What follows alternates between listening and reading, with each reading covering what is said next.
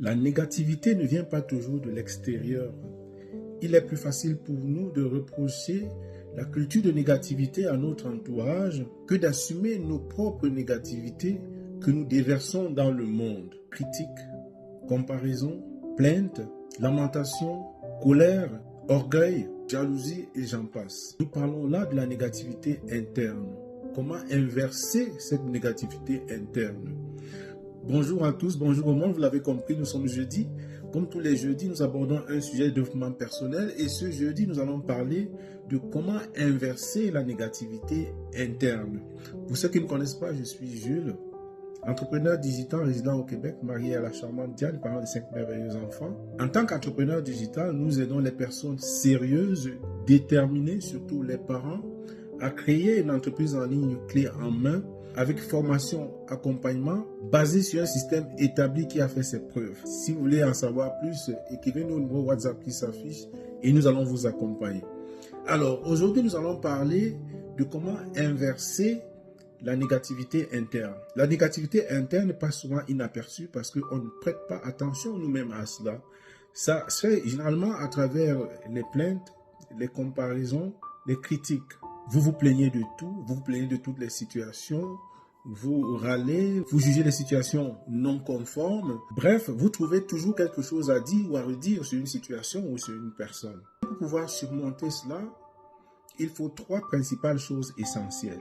La première chose, il va falloir identifier c'est quoi la critique interne. Une fois identifié, il faut l'introspection. Comment gérer cela? Et une fois qu'on a su comment gérer ça, il faut la transformation de comportement. La première étape passe par l'identification. L'identification d'un problème ou d'une émotion. Cela consiste à prendre conscience de l'existence d'un comportement toxique autour de soi. Se plaindre, comparer, critiquer. À ce stade-ci, lister vos commentaires et vos comportements négatifs vous permettra de comprendre c'est quoi l'origine. Parce que les projections ou les suspicions négatives que nous faisons aux autres est le reflet de notre propre insécurité et est une entrave. Une fois que nous avons listé cela, que nous avons compris cela, on peut passer à la deuxième étape qui est l'introspection. C'est-à-dire comment gérer la situation. Il s'agit ici de faire taire la négativité pour pouvoir laisser la place à l'action et aux pensées qui sont positives, qui vous tirent vers le haut. Et cela passe par la respiration, le calme, puis limiter les paroles négatives. La respiration, pourquoi? Parce que quand vous êtes stressé, il y a des signaux. Votre mâchoire est serrée, les cils sont froncés. C'est un signal pour vous dire que physiquement et émotionnellement, il y a quelque chose qui ne va pas. Respirez pour vous calmer physiquement, pour vous calmer émotionnellement. Et une fois que vous êtes calme, choisissez les mots. Parce que quand on limite les paroles négatives, il ne reste plus grand-chose à dire. Et là, nous pouvons passer à la troisième étape qui est la transformation. La transformation, c'est changer son comportement. Vous êtes déjà, avec l'introspection, dans l'apaisement.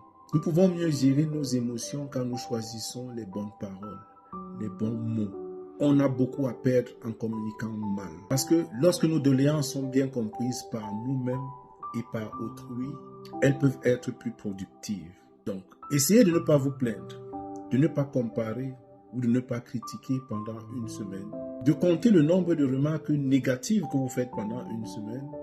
Et puis comparer avec les semaines qui suivent pour voir si cela diminue.